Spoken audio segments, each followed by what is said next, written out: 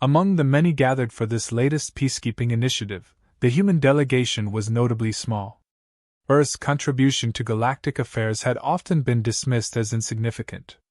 The other species saw humans as a young race, still fumbling through their own history while the rest of the galaxy had already established empires. To them, humanity was unremarkable, physically weak, technologically behind, and seemingly lacking the natural advantages that other species took for granted. Yet, it was in this environment of skepticism and condescension that Lieutenant Emily Carter found herself standing tall. She was composed, her uniform crisp, her expression calm. Emily was neither imposing nor visibly formidable compared to the towering alien soldiers that surrounded her.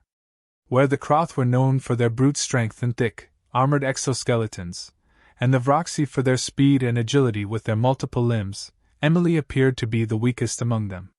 But there was a quiet confidence in the way she carried herself, a kind of self-assuredness that made the onlookers pause, if only for a moment. Her mission here was simple, yet daunting. The Galactic Council had extended an invitation to Earth to participate in the peacekeeping initiative, and as part of that, they had requested a demonstration of human self-defense techniques. The request had been met with laughter from many of the delegates, especially the more warlike species who saw humans as fragile creatures that relied too much on technology. What use could humans possibly be in hand-to-hand combat? That skepticism was almost palpable as Emily stood in the large training hall, the alien soldiers surrounding her in a semicircle, their faces, or whatever passed for faces, filled with thinly veiled amusement. The room itself was built for training warriors from across the galaxy. High ceilings, reinforced walls, and enough space to accommodate beings of all sizes, from the smallest to the most towering. It was a place where the galaxy's elite soldiers came to hone their skills, and today, it seemed, they were ready to be entertained by what they expected to be a laughable display from a human. Emily, however, was unfazed. She understood their skepticism. She had seen it before, even among her own people, those who underestimated her quiet strength and calculated movements. But here, in this room filled with beings who prided themselves on their combat prowess, she knew she had something to prove. "Lieutenant Carter," one of the Kroth warriors rumbled, his voice deep and mocking. "You've been asked to show us Earth's finest in self-defense. I assume that means you'll be showing us how to run away, yes?" A ripple of laughter moved through the group, the Vroxy clicking their mandibles in amusement. They loomed over her, their multi-limbed forms shifting with barely contained energy. The Kroth, in particular, were monstrous in stature, their spiked exoskeletons making them seem almost invulnerable. Their reputation for brute force was well earned, and they took great pride in their physical superiority. Emily remained calm, her gaze steady as she addressed them. "I'm here to show you Earth's binding. It's a form of self-defense that uses leverage and your opponent's strength against them." More laughter. To these aliens, the idea that a small human could use their own strength against them was ludicrous. How could someone so small, so seemingly delicate, possibly overpower warriors who had trained for decades, some for centuries? They didn't believe it. But Emily wasn't here to win their belief with words. She knew it would take action. She motioned to the Kroth who had spoken. "Would you care to volunteer?" The Kroth warrior stepped forward, towering over Emily, his armored fists flexing as he prepared to indulge what he considered a farce. His confidence was almost palpable, and for good reason. His race had been bred for combat, and his size alone was enough to intimidate most opponents. But Emily didn't flinch. They squared off in the center of the room, the other alien soldiers watching with interest, still snickering at the idea of a human taking on a Kroth. Emily stood with her feet planted, her hands at her sides, her stance relaxed. The Kroth moved first, as expected, launching a heavy, brutish punch aimed at her head, fully intending to end the demonstration with a single blow. But Emily wasn't there when the punch landed. In a fluid motion, she sidestepped the attack, her hand reaching up to catch the Kroth's wrist. Before he could react, she had twisted his arm, using his own momentum to flip him onto his back with a heavy thud. The room went silent as the massive alien lay on the ground, momentarily stunned by what had just happened. Emily didn't gloat, didn't even smile. She simply let go of his arm and stepped back, giving him space to rise, which he did, albeit more cautiously this time. The other aliens were no longer laughing, their expressions shifting from amusement to confusion, and for some, to curiosity. How had she done that? It seemed impossible, and yet it had happened right before their eyes. Earth's binding, she said calmly, is about understanding how to use force and leverage, rather than relying on brute strength. It's simple, but effective. The Kroth, now back on his feet, didn't seem as confident as before. He glanced at his comrades, unsure whether to continue or concede. The Vroxy warriors, who had mocked Emily the most, now exchanged uncertain looks. They had expected to see a human flounder, to be humiliated by their superior strength. But what they saw was something different entirely. Another alien, this time a Vroxy with its 4 arms outstretched, stepped forward. "Let me try," it clicked in its high-pitched voice. Emily nodded and assumed her stance once more. The Vroxy came at her fast, its limbs moving in a blur, trying to grab her from multiple angles at once. But Emily was faster, or rather, she was precise. She ducked and weaved between its strikes, using minimal movement to avoid being caught. Then, with a swift maneuver, she trapped 2 of its arms in a joint lock, twisting them until the Vroxy was forced to the ground, incapacitated but unharmed. The silence in the room grew heavier, the alien soldiers now fully attentive, their previous arrogance slipping away. Emily straightened and looked around at them, her voice calm but firm. "Strength comes in many forms. Earth has learned that survival isn't always about being the biggest or the strongest. Sometimes it's about knowing when and how to use what you have." Emily remained unbothered. She began by explaining Earth's binding, her voice steady and authoritative. It was a system of combat that used an opponent's size and strength against them, designed to neutralize threats efficiently. It wasn't about overpowering an enemy but outthinking and outmaneuvering them. The concept seemed laughable to the aliens. Their physiology and technology had always been their greatest strengths. They saw no reason to abandon these advantages in favor of what they perceived as a lesser form of combat. One Kroth warrior stepped forward with a smirk on his face. He was massive, even by his species standards, his hulking form towering over Emily's. His fists were the size of her head, and his exoskeleton was thicker than most body armor. The Kroth had no interest in subtlety or precision. His species had built their reputation on overwhelming force, and he intended to demonstrate just how foolish Earth's so-called self-defense techniques were. Without hesitation, the Kroth lunged forward, his massive arms swinging with the force of a wrecking ball, aiming to crush Emily under his brute strength. But Emily was prepared. With a fluid grace, she sidestepped his attack, letting his momentum carry him forward. Before the Kroth could recover, she hooked her arm around his, using his own weight to flip him onto his back. The massive alien hit the ground with a heavy thud, his breath knocked out of him, his body momentarily stunned. The room fell silent. The shock was visible on every alien's face. For a moment it seemed impossible. How could someone so small, so fragile-looking, defeat a warrior of the Kroth's size with such ease? The Kroth himself looked up from the ground, his confusion quickly turning into rage as he scrambled to his feet, unwilling to accept what had just happened. He tried again, this time more cautiously, throwing another powerful punch aimed at Emily's head. But once again, she moved with practiced precision, evading the blow and trapping his arm in a joint lock.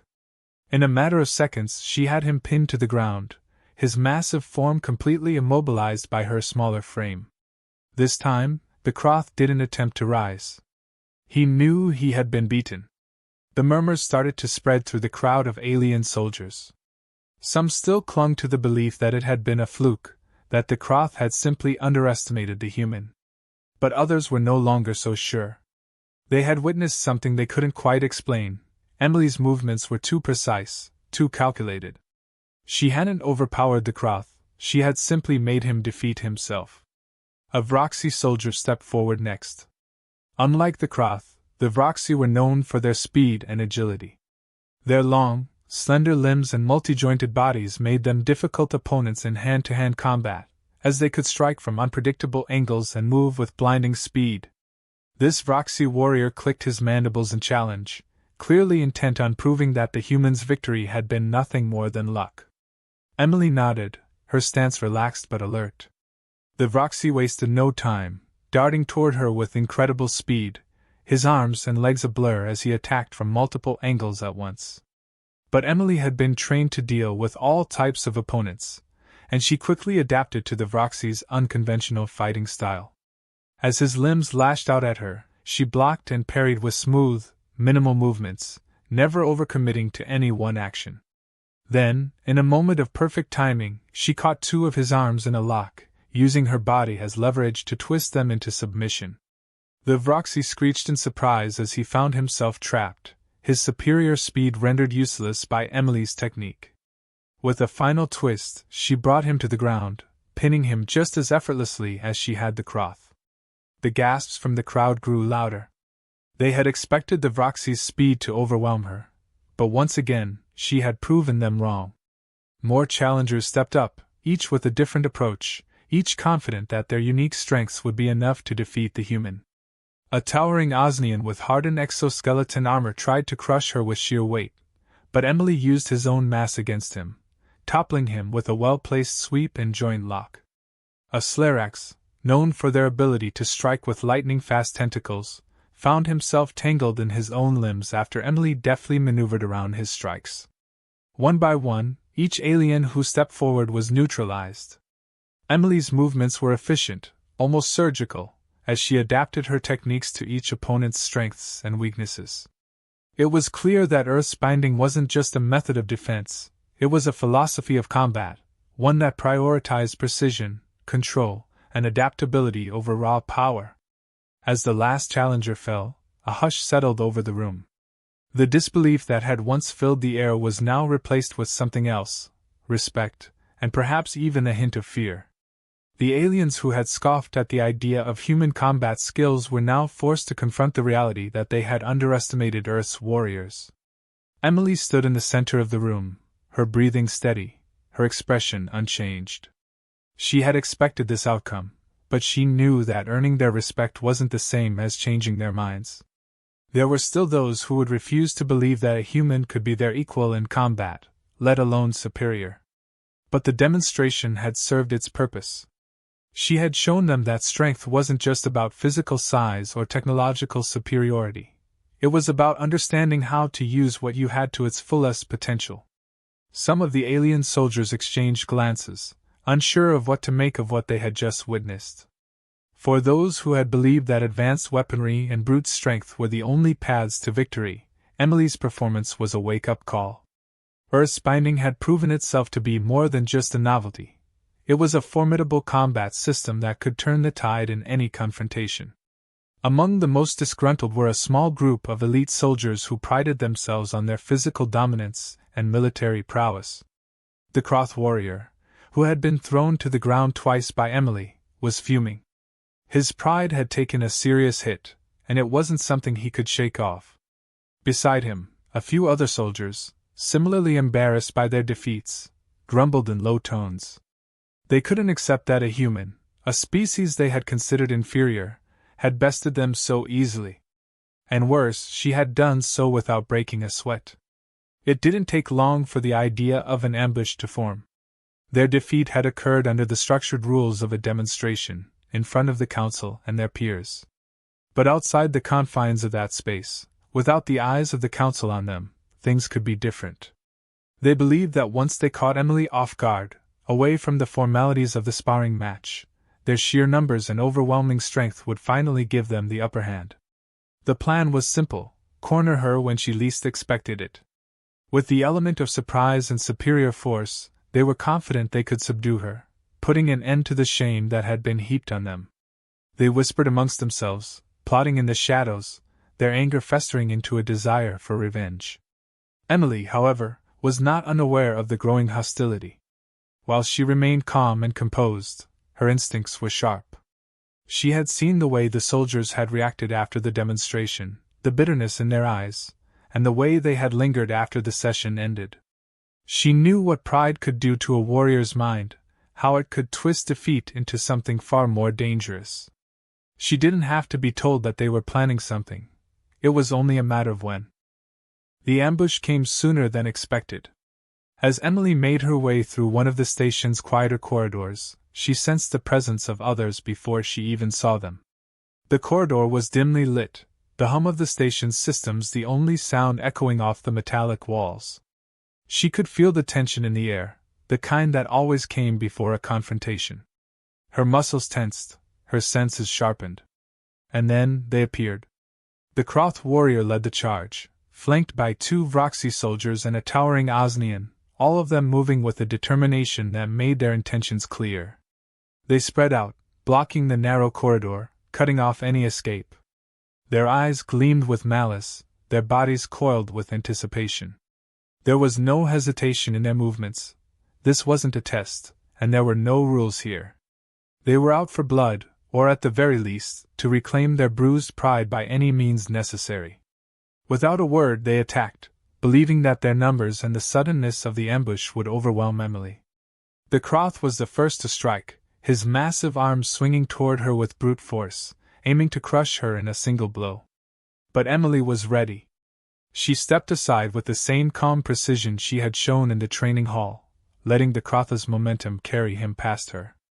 The corridor, once a disadvantage in their minds, became Emily's ally. The narrow space limited the movement of the larger aliens, their size working against them in the tight confines. As the Kroth stumbled forward, his arm missing its target, Emily was already moving. She grabbed hold of the Kroth's arm and, with a swift twist, used his own strength to throw him against the wall. The impact was heavy, the Kroth's armor scraping against the metal surface as he fell. The Vroxy soldiers were faster, their multi-limbed forms darting toward Emily with rapid strikes. They believed their speed and agility would be enough to corner her, but Emily was in control. She dodged their attacks with practiced ease, her movements fluid and economical, wasting no energy. In a flash, she caught one of the Vroxy's arms, locking it in place and using its momentum to throw the creature off balance. The other Vroxy lunged at her from behind, but Emily, anticipating the move, sidestepped and deflected its blow, sending it crashing into the wall alongside its comrade. The Osnian, slow but heavily armored, charged toward her like a living tank, his massive form taking up most of the corridor. Emily quickly calculated her next move, knowing that trying to overpower him directly would be futile. Instead, she used the environment to her advantage. As the Osnian barreled toward her, she dodged to the side, letting him crash into the wall with a force that shook the corridor. Before he could recover, she slipped behind him and, with a swift series of movements, struck at the weak points in his armor, sending him collapsing to the floor. The entire ambush, which the aliens had planned with such confidence, was over in moments. Their plan had hinged on overwhelming Emily, but they had underestimated her once again. Each of them lay incapacitated, their bodies battered, their pride shattered even further. What they had expected to be an easy victory had turned into a humiliating defeat, one far worse than the sparring match in the training hall. As Emily stood over them, her breathing steady, she allowed herself a moment of quiet reflection. These were the moments she had trained for, the real tests where control, discipline, and adaptability mattered most. She hadn't just defeated them with strength, she had outthought them, using their own aggression and arrogance against them. Word of the ambush spread quickly throughout the station. It wasn't long before the Galactic Council caught wind of what had happened. The rogue soldiers, who had once walked with arrogance and pride, now found themselves disgraced, their defeat at the hands of a single human spreading like wildfire among the different species. It was a story that couldn't be contained, a moment that forced everyone on the station to reconsider their assumptions about humanity. Emily's status as a formidable warrior was no longer in question. She had proven, both in the controlled environment of the training hall and in the real danger of the ambush, that Earth's methods were not to be dismissed. Her ability to stay calm under pressure, to turn even the most unfavorable situations to her advantage, had silenced those who had doubted her. The aftermath of the ambush rippled across the space station like a shockwave. Emily's ability to fend off multiple alien attackers in a real-world situation, and not just a controlled demonstration, had turned what many once considered a minor human quirk into something the galactic military leaders could no longer ignore. Word spread rapidly, reaching even the highest levels of the Galactic Council, a group of the most influential figures across the various species. These leaders, who had initially watched Emily's demonstration with a mix of curiosity and condescension, now found themselves reconsidering everything they thought they knew about Earth and its people. In the wake of the incident, the Council began holding private meetings, far from the public eye. These discussions were tense, filled with conflicting opinions and rising unease. Some Council members argued that Emily's victory over the rogue soldiers was a fluke, that Earth's self-defense methods were little more than an anomaly that didn't warrant further attention. After all, Earth was still seen as a relatively insignificant player on the galactic stage. Why would their techniques matter in the broader scope of interstellar military affairs? But others, those with a keener sense of strategy, understood that what had happened could not be ignored. The reality was that Emily had not simply gotten lucky. Her movements, her discipline, the ease with which she had dispatched larger and stronger opponents, these were not the marks of chance. Earth's binding was more than just a novelty. It was a combat system that could be adapted, refined, and weaponized across the galaxy's military forces. For a galaxy so dependent on brute strength and advanced technology, the idea that humans could offer something revolutionary was unsettling, but also undeniable. In these closed-door discussions, the Council debated fiercely. Could they afford to let Earth's influence grow unchecked? Was it wiser to suppress this knowledge, to keep Earth's techniques from spreading and destabilizing the carefully balanced power structure? The idea of humanity's self-defense methods being adopted by other species, potentially giving smaller or less physically imposing races an edge in combat, was a prospect that some found threatening. The balance of power had always been based on raw strength, size, and technological dominance. If that changed, so would the status quo. Others, however, saw opportunity. The elite forces across the galaxy were always looking for new ways to improve their effectiveness in battle, and the idea of incorporating Earth's binding into their training regimens was too valuable to ignore. If properly taught, these techniques could enhance the combat prowess of soldiers who had relied too long on their natural advantages, forcing them to think more strategically and act with greater precision. The Council realized that to ignore Earth's methods would be a grave mistake. Eventually, the decision was made. Quietly, without public announcement, the Council agreed to begin integrating Earth's binding into the training of their elite forces. It would be done discreetly, with only the top soldiers being exposed to the techniques, keeping the knowledge limited to those who could truly benefit from it. The rest of the galaxy didn't need to know how valuable Earth's contributions had become, not yet, anyway. But the Council knew that this was a shift in strategy that could not be reversed. Earth was no longer a passive player in galactic affairs. Their influence was starting to spread, and there was no turning back. As part of this new initiative, Emily was offered a unique position. She would be one of the lead instructors in teaching Earth's binding to the galaxy's most elite soldiers, training them in the very techniques that had once been mocked. The offer came with significant recognition of her skills, placing her at the forefront of an intergalactic shift in military tactics. For the first time, humanity was being taken seriously, not just as a curiosity, but as a valuable ally whose methods could enhance the galaxy's defenses. Emily accepted the role with a sense of pride and determination. Her journey had been a long one, from being dismissed and ridiculed by alien soldiers who saw her as little more than an upstart human, to becoming a respected leader whose combat techniques were now coveted by some of the most powerful forces in the galaxy. She had faced prejudice, doubt, and outright hostility, but through it all, she had remained steadfast, confident in the value of what she had to offer. Reflecting on her experiences, Emily understood the weight of what had happened. She had not only proven herself, but she had also opened the door for humanity to play a larger role in galactic affairs. Earth, once considered a backwater planet with little to offer, was now on the verge of becoming a key player in military strategy. The aliens who had once looked down on her were now lining up to learn from her, eager to incorporate Earth's techniques into their own training. But even as she embraced her new role, Emily couldn't shake the feeling that there was more to this than anyone realized. Earth's binding was just the beginning. There were deeper levels of combat knowledge that had yet to be revealed. Humanity had long been underestimated, but it wasn't just their physical techniques that set them apart. There was something more, something that had been forged through centuries of survival on a dangerous and unpredictable planet. The adaptability, resilience, and ingenuity that had been honed over generations were qualities that no other species seemed to fully grasp.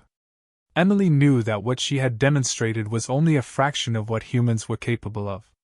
There were techniques and strategies that had been kept secret, methods that could change the course of galactic warfare if fully understood. As she began to train the galaxy's top soldiers, she realized that the Council's decision to incorporate Earth's binding into their forces was just the first step. The real question was how far humanity's influence would reach. There was a hidden strength in humanity, one that went beyond the physical. It was a strength rooted in the ability to adapt, to turn weakness into advantage, to survive against overwhelming odds. Earth's binding was merely the tip of the iceberg, a glimpse into a deeper well of knowledge that could one day make humans not just participants in the galactic order, but leaders.